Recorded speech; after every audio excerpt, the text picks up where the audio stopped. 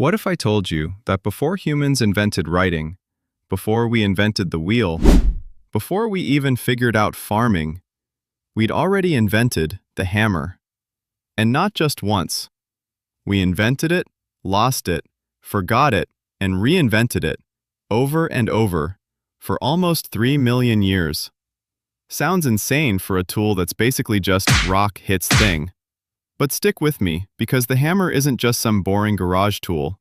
It's arguably the reason you're alive right now, reading this, on a device made of metal, glass, and plastic. None of that exists without this thing. Here's the part nobody talks about. The very first hammer wasn't even a hammer. It was just a rock. Around 3.3 million years ago, that's older than our own species, older than Homo sapiens. Early hominins in what's now Kenya were picking up stones and smashing them against other stones.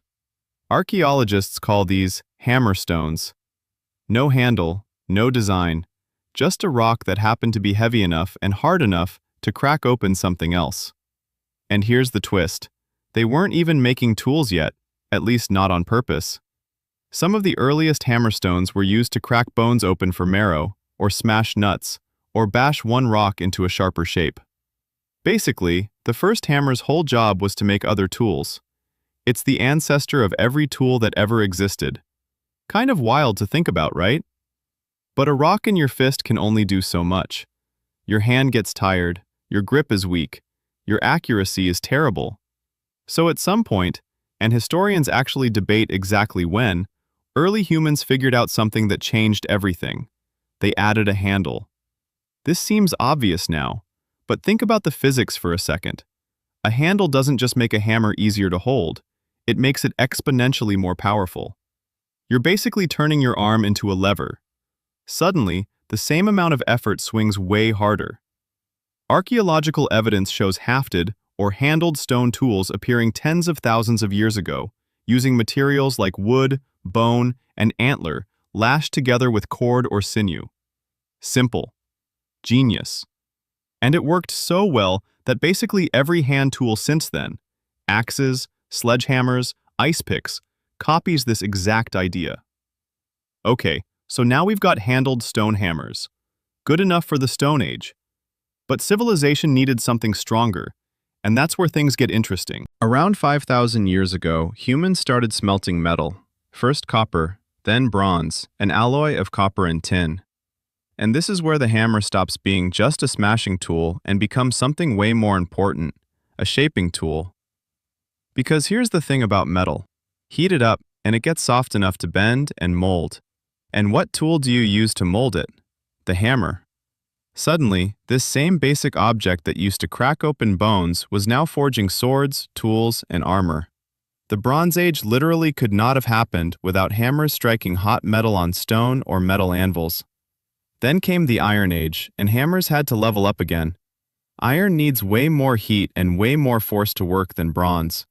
This is where blacksmithing as we picture it really takes off. Sweaty guy, roaring forge, glowing metal, hammer striking again and again.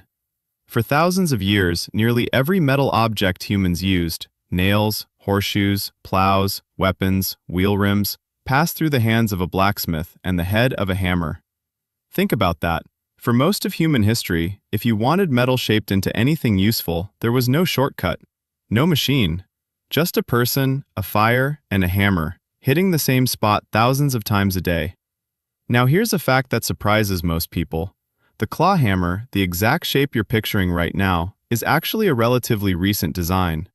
Hammers with a flat striking face on one side existed for ages, but adding a curved claw on the back, specifically for pulling nails out, didn't really become common until sometime around the 16th to 18th centuries, as nail-based construction became more widespread. Before that, if you drove a nail in wrong, you were often just stuck with it. And then the Industrial Revolution hit, and the hammer basically split into hundreds of specialized versions. Ball-peen hammers for metalworking, sledgehammers for demolition, geologist hammers for breaking rock, even the humble tack hammer for tiny little nails. Suddenly, there wasn't just a hammer, there was exactly the right hammer for exactly the right job. But here's where it gets almost funny. Despite thousands of years of innovation, despite the Industrial Revolution, Despite modern engineering and power tools and nail guns, the basic shape of a hammer hasn't really changed. A weighted head, a handle, physics doing the rest.